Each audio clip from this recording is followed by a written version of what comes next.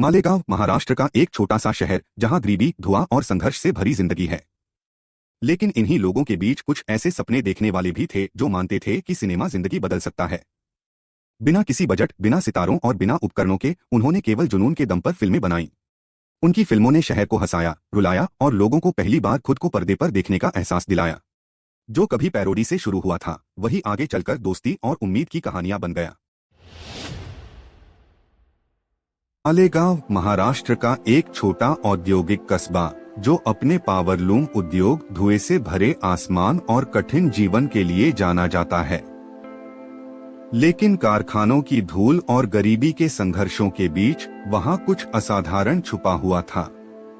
वहां ऐसे लोग थे जिन्होंने सपने देखने की हिम्मत की, लोग जो मानते थे कि सिनेमा उन्हें उड़ान दे सकता है। यह उनकी कहानी है, उन साधारण लोगों की जिनके पास न पैसा था, न बड़े कैमरे, न ही इंडस्ट्री के संपर्क, फिर भी उन्होंने अपनी ही फिल्मों की दुनिया बना ली। एक ऐसी कहानी जिसने न केवल उनके कस्बे को छुआ बल्कि दुनिया भर के दिलों को भी। यही है सुपरमैन ऑफ मालेगांव की यात्रा। यह सब शुरू हुआ 1997 में। एक युवा व्यक्ति नासिर शेख, जो फिल्म निर्माता बनने का सपना देखता था, उसने तय किया कि वह अपनी ही जनता के लिए अपने ही कस्बे में फिल्में बनाएगा। बॉलीवुड दूर था, मुंबई तक पहुंचना असंभव सा था, लेकिन नासिर को उसकी परवाह नहीं थी। उसके लिए फिल्में बनाने का मतलब नाम या दौलत पाना नहीं था, बल्कि जुनून था, उन कहानियों को कहना था जो मालेगांव के लिए मायने रखती थीं। उसने अपने कुछ दोस्तों को इकट्ठा किया जो उसी पागलपन को साझा करते थे, फारोग, शफीक, इरफान और अकराम। वे पेशेवर नहीं थे। फारोग समूह का लेखक था, शफीक एक्टर बनने का सपना देखता था, जबकि इरफान और अकराम जरूरत के अनुसार हर काम में मदद करते थे। मिलकर उन्होंने एक छोटा लेकिन मजबूत दल बनाया। फारोग ने अपनी रचनात्मकता से बॉलीवुड की मशहूर ब्लॉकबस्टर शोले की एक पैरोडी लिखी। भव्य तरीके से उसे दोहराने की बजाय उन्होंने उसे अपना रंगढंग दिया और उसका नाम रखा मालेगांव के शोले। उनके पास कोई साधन नहीं थे, इसलिए उन्होंने अपने तरीके से उपाय निकाले। कपड़े उधार लिए गए, सामान कबाड़ से बनाया गया, सेट वहीं तैयार किए गए जहां कुछ भी मिल सके, और पड़ोसी ही कलाकार बनकर सामने आए। सब कुछ कच्चा था, अनगढ़ था, शौकिया था, लेकिन उसमें प्यार और जुनून भरा हुआ था। जब मालेगांव के शोले आखिरकार उनके कस्बे में रिलीज हुई तो कुछ ऐसा हुआ जिसकी किसी ने कल्पना भी नहीं की थी। यह फिल्म मालेगांव में जबरदस्त हिट हो गई। दर्शक हंसे, रोए और तालियां बजाईं। पहली बार मालेगांव के लोगों ने अपनी ही जिंदगी, अपने संघर्ष और अपने हास्य को पर्दे पर देखा।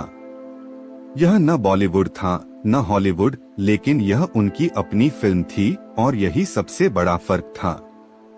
समूह को पहचान मिलने लगी।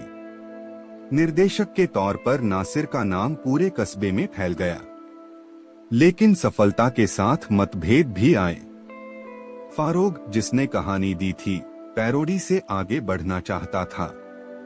वह नई मौलिक कहानियां लिखना और सुनाना चाहता था जो बॉलीवुड की छाया पर निर्भर न हो। लेकिन नासिर सहमत नहीं था। उसका मानना था कि उनकी असली ताकत मशहूर फिल्मों को मालेगांव के अंदाज में दोबारा गढ़ने में ही है। दोनों की सोच टकराई और अंततः फारोग ने समूह छोड़ दिया। वह मुंबई चला गया, बड़े सपनों का पीछा करने। यही उनके रिश्ते में पहली दरार थी। साल 2004 तक नासिर की फिल्में अब भी स्थानीय स्तर पर सराही जा रही थीं और उसकी निर्देशन की खूब तारीफ होती थी। लेकिन पर्दे के पीछे हालात कुछ और थे। शफीक, इरफान और अकराम को न तो कोई मेहनताना मिल रहा था, न ही पहचान। वे दिन रात मेहनत करते, लेकिन नाम और रोशनी हमेशा नासिर के हिस्से में आती। धीरे धीरे भीतर ही भीतर खामोश गुस्सा बढ़ता गया और अंततः टकराव में बदल गया। बहस और निराशा के बाद इरफान और अकराम ने भी समूह छोड़ दिया। जो सपना दोस्ती और एकता से बना था, अब टूटने लगा। नासिर फिल्में बनाते रहे, लेकिन बिना अपनी टीम के यह सफर और कठिन हो गया। गलत फैसले, आर्थिक परेशानियां और असफल प्रोजेक्ट्स ने धीरे धीरे उसके सपने को डूबा दिया। कैमरे रुक गए, सेट खाली हो गए और आखिरकार नासिर ने फिल्म बनाना छोड़ दिया। जिंदगी चलाने के लिए उसने एक छोटा सा रेस्टोरेंट खोल लिया। जो आदमी कभी मालेगांव को सिनेमा देता था, अब खाना बेचकर गुजारा कर रहा था। सपना जैसे मर चुका था, या शायद ऐसा लग रहा था। फिर साल 2010 में जिंदगी ने उन्हें फिर से मिलाया, इस बार एक त्रासदी के जरिए। टीम की रूह शफीक को कैंसर हो गया। इलाज के बावजूद उसकी हालत बिगड़ती गई। उसका शरीर कमजोर पड़ता गया, लेकिन उसके अंदर एक सपना अब भी जल रहा था। वह चाहता था कि लोग उसे एक अभिनेता के रूप में याद करें, न कि सिर्फ एक मरीज के रूप में। यह खबर उसके पुराने दोस्तों के दिल को छू गई। पुराने झगड़े और गलतफहमियां अब मायने नहीं रखते थे। नासिर, इरफान, अकरम और बाकी दोस्त फिर से इकट्ठा हो गए शफीक के लिए। उन्होंने तय किया कि एक आखिरी फिल्म बनाएंगे, न शोहरत के लिए, न पैसे के लिए, बल्कि सिर्फ शफीक की ख्वाहिश पूरी करने के लिए। उस फिल्म का नाम होगा सुपरमैन ऑफ मालेगांव। विचार बहुत सीधा था, अगर हॉलीवुड का अपना सुपरमैन हो सकता है, तो मालेगांव का क्यों नहीं। एक ऐसा हीरो जो गरीबी, भ्रष्टाचार और रोजमर्रा की मुश्किलों से लड़े, जो न्यूयॉर्क की गलियों में नहीं बल्कि मालेगांव के आसमान में उड़ता हुआ नजर आए, अपने लोगों के लिए उम्मीद की पहचान बनकर। पैसे और उपकरणों की कमी के बावजूद पूरी टीम ने जी जान से मेहनत की।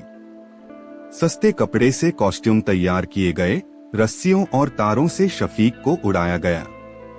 कैमरे के जुगाड़ू ट्रिक्स उसी वक्त इजाद किए गए और पूरा शहर मदद के लिए आगे आया।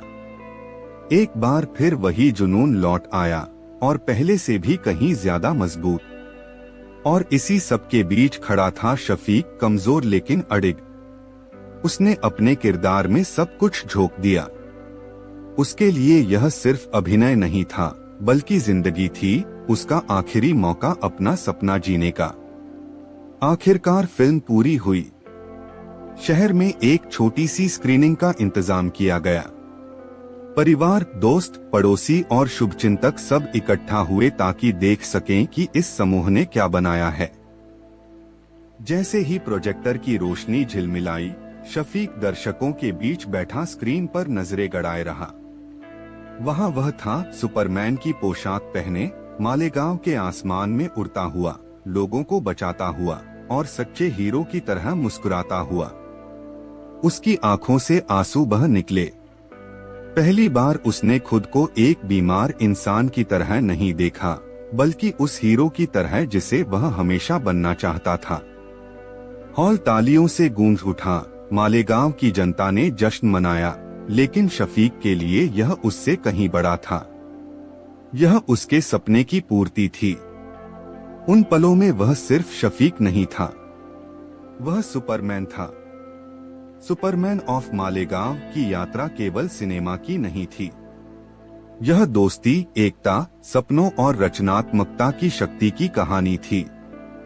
इसने दुनिया को दिखा दिया कि फिल्में केवल अमीरों के लिए या बड़े स्टूडियो के लिए ही नहीं हैं, बल्कि साधारण लोग भी अपनी हिम्मत और जज्बे से इसे बना सकते हैं।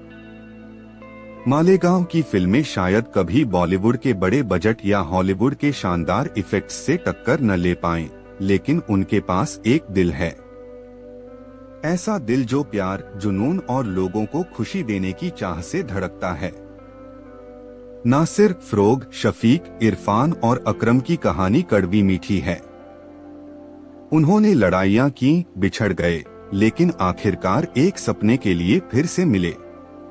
वे शायद ग्लोबल सुपरस्टार न बन पाए, लेकिन अपने शहर में और उन दिलों में जिन्होंने उनकी कहानी जानी, वे अमर हो गए।